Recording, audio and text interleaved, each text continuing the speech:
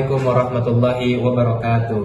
Halo, perkenalkan nama saya Muhammad Gibran dan di samping saya ada teman saya yang bernama Kansa Esa. Halo, salam kenal. Jadi di sini hari ini kita berdua akan ngebahas nih tentang apa sih itu filsafat dakwah dan gimana menurut pandangan Kansa Esa. Oke, di zaman sekarang ini seringkali dakwah itu dikaitkan dengan ceramah agama, tentang nasihat agama. Nah, ada nggak sih menurut pendapat filsafat dakwah atau pendapat dari sisi filsafat dakwah atau hakikat dari filsafat dakwah tentang dakwah itu gimana? Oke, gini Gibran. Jadi dakwah itu nggak cuma menyampaikan pesan agama, tapi secara filsafat upaya untuk mencari kebenaran itu sedalam mungkin menggunakan akal budi kita. Jadi intinya dakwah itu proses sadar untuk mengajak orang itu menjadi lebih baik supaya kita tuh mendapat kebahagiaan dunia dan akhirat kayak gitu. Wah, berarti dakwah itu mempunyai landasan yang banyak ya.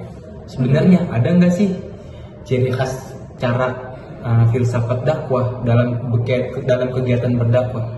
Ada beberapa ciri khasnya. Yang pertama itu ada berpikir radikal, artinya kita tuh mendalami masalah sampai ke akarnya.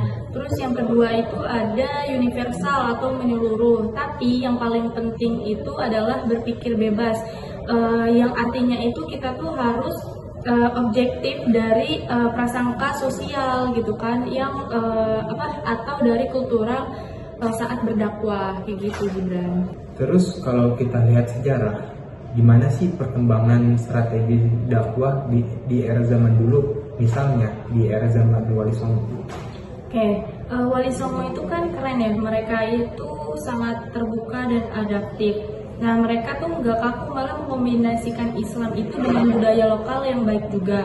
Contohnya tuh kayak lewat seni wayang gitu kan, dan melakukan islamisasi pada sistem pendidikan yang sudah ada saat itu agar lebih diterima oleh masyarakat setempat kayak gitu. Itu kan era dulu ya. Nah, sekarang perubahannya di zaman serba internet, gimana sih perubahannya? Oke, sekarang kita itu ada di era new media. Nah, jadi dakwah itu nggak lagi cuma ada di atas mimbar, tapi media apapun itu dari TV sampai internet sekarang jadi sarana utama. Apalagi waktu adanya COVID-19 itu penggunaan media digital itu menjadi massal karena kita itu dituntut untuk selalu berinovasi dalam berdakwah kayak gitu. Berarti prinsip tetap sama ya, cuma cara berkembangnya aja yang berbeda.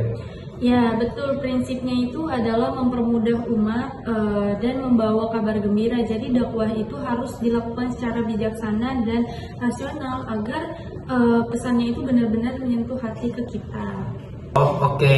Jadi filsafat dakwah ini bikin kita yang punya landasan kuat di setiap zaman ya? Iya, betul gitu Gibran.